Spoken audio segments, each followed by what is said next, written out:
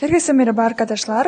Bugün ben bizim kızlar için önemli olan Yusuf Abdurrahmanov hakkında söyleyeceğim.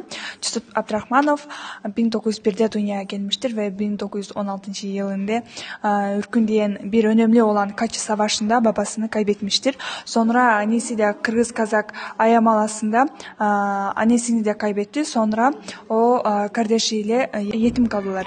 Sonra Çin'e kaçtıktan sonra, savaş bittikten sonra ülkesine döndü. Onlar ve Rusça bildiği için 16 yaşında çalışıp devlet işin başladı. Peki neden Yusuf biz için, Kırgızlar için önemli insan? Çünkü o biz Sovyetler bağımında olmuştuk. O zaman o ve Kırgızistan bir ülke olduğunu çok istemiş. Arabaev arkadaşıyla Kırgızlar alfabesini öğretmeye başlamış.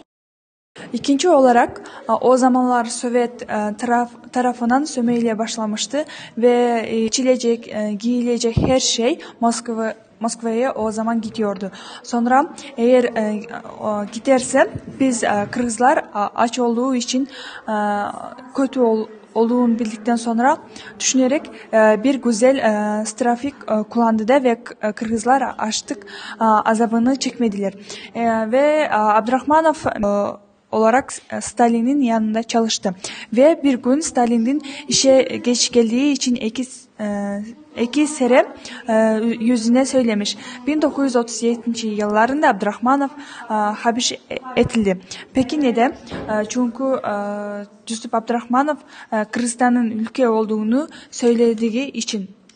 Onlardan da Turan Partiyası'nı kurmaya çalıştığı için ve böylece Sovyetler zamanında Abdurrahmanov yani Kırgızistan'ın kurucusu ve 1938 yıllarında böyle insanın atıp öldürdü ve Yusuf Abdurrahmanov